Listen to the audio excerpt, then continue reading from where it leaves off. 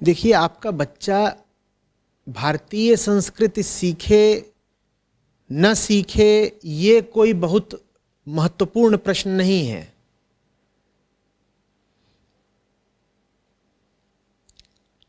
संस्कृति तुलनात्मक रूप से छोटा मुद्दा है अध्यात्म के सामने।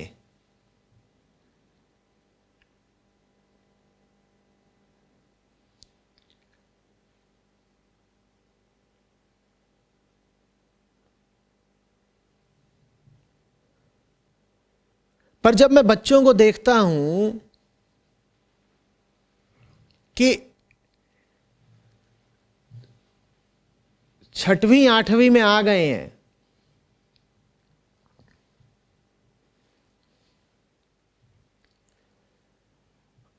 और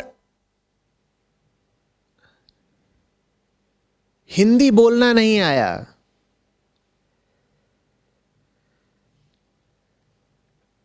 राम को रामा और कृष्ण को कृष्णा बता रहे हैं, तो मैं ये भी समझ जाता हूं कि ये बच्चा अब जीवन में कभी गीता को सम्मान नहीं देने वाला। इनका संबंध है दोनों का। हम जिस जगह पर रहते हैं, जिस समय में रहते हैं, वहां पर इन दोनों बातों का संबंध निश्चित रूप से है। आपका बच्चा अगर ऐसे माहौल में शिक्षा पा रहा है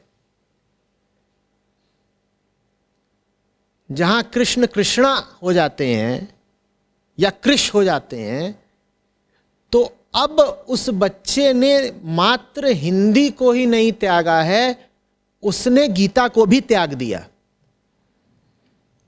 कुछ है संबंध हिंदी और गीता के बीच।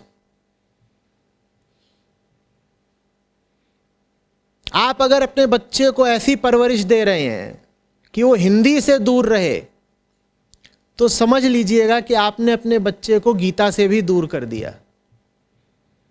और माँ बाप की छाती फूल जाती है ये बताने में कि मेरे बच्चे की हिंदी जरा कमजोर है।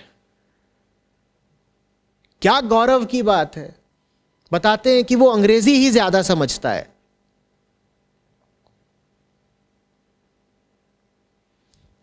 बात अगर सिर्फ हिंदी की उपेक्षा या अवहेलना करने की होती तो मैं किसी तरह बर्दाश्त भी कर लेता, पर यहां बात सिर्फ हिंदी की भी नहीं है।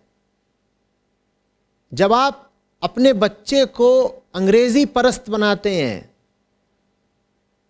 तो आप उसके भीतर बिल्कुल अलग तरह के मूल्य स्थापित कर देते हैं, और वो मूल्य आध्यात्मिक नहीं है। इतना मैं आपको बताए देता हूं, क्योंकि बच्चे को आप अंग्रेजी परस्त इसलिए नहीं बना रहे कि अंग्रेजी बड़ी सुंदर भाषा है। बच्चे को आप अंग्रेजी परस्त इसलिए बनाते हैं क्योंकि अंग्रेजी भाषा में आपको पैसा और भौतिक सुख दिखाई देता है।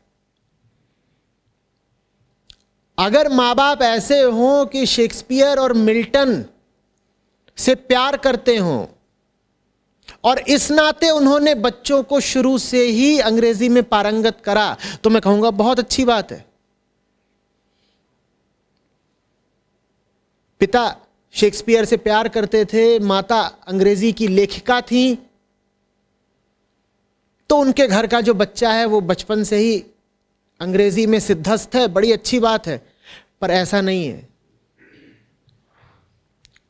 यहां तो बच्चों को दूध के साथ अंग्रेजी पिलाई जा रही है, इसलिए नहीं कि अंग्रेजी बड़ी प्यारी भाषा है, बल्कि इसलिए क्योंकि लालच है कि अंग्रेजी सीखेगा तो शायद रुपया ज्यादा बनाएगा, शायद भौतिक तरक्की ज्यादा करेगा। आप उसको सिर्फ एक भाषा नहीं दे रहे, आप उसको बता रहे हैं कि तरक्की का अर्थ क्या होता है। आप उससे कह रहे हैं कि जीवन में आगे बढ़ने का मतलब है रुपया पैसा इकट्ठा कर लेना और भौतिक रूप से समृद्ध हो जाना। आप उसके भीतर ये मूल्य प्रविष्ट करा रहे हैं। मैं इसलिए कह रहा हूं कि जो हिंदी को छोड़ रहा है वो अब आध्यात्मिक हो नहीं पाएगा। माताएं होती हैं, बच्चा उनका अभी 6 महीने 8 महीने का है, वो बुकैया चलता है, 2 पांव पर ठीक से चल भी नहीं पाता, और उससे वो अंग्रेजी में बात करने की कोशिश कर रही हैं। बच्चा अभी कोई भाषा नहीं बोल पाता, मम करता है बस, और माता जी उसको बता रही हैं, Chintu come over this side. ये तुम क्या कर रही हो? कितनी बेवकूफ हो सकती हो?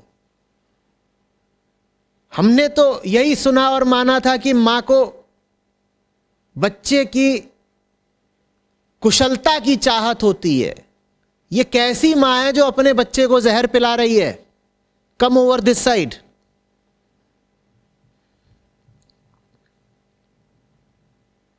इतना तो आप समझते ही हैं कि मुझे अंग्रेजी से कोई समस्या नहीं है। खूब पढ़ता हूं अंग्रेजी, खूब बोलता हूं, समृद्ध भाषा है।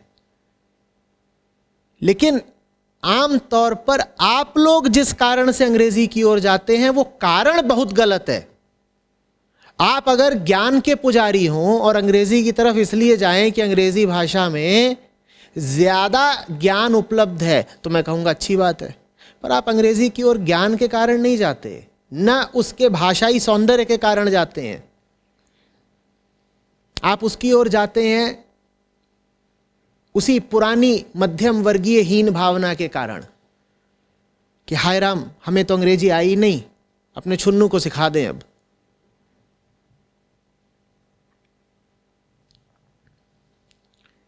अब आप पूछते हैं कि बच्चे को बताइए आचार्य जी, सही जीवन मूल्य कैसे दें?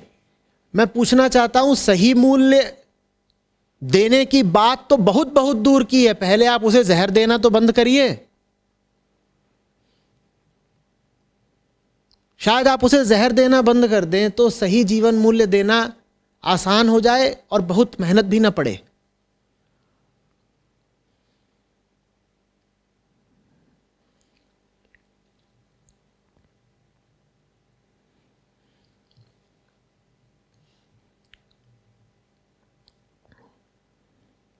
मैं कई दफे कह चुका हूं, किसी की जान लेना अपराध है, उससे ज्यादा बड़ा अपराध है किसी को पैदा करके बिगाड़ देना।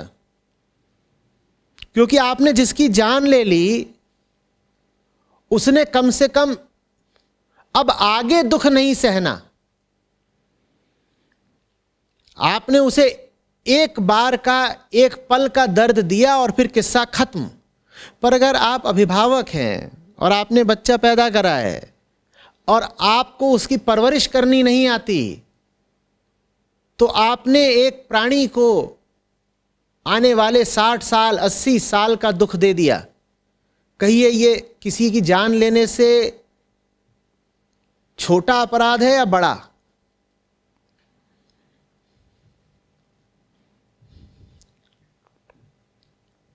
खिलवाड़ नहीं है मां होना या बाप होना।